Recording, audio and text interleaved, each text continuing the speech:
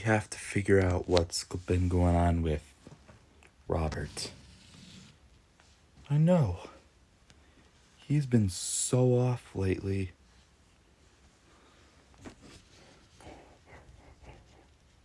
I'm sorry, who are you? My name is Colonel. Colonel? I am on that farm, protecting it. Really. And I know something about Robert. Robert? Well, his father, Chuck, associated with the devil. The devil? The devil cat. Lucifer.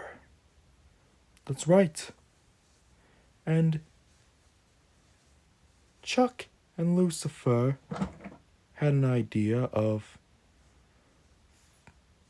releasing this newborn crocodile into the Pride Lands. Oh, that's not good at all. You have to make sure that the Pride Lands are protected from it. And don't worry, I'll be with you.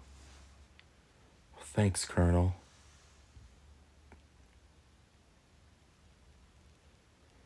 But we have to make sure that all the Pride Lands are safe and everyone is safe.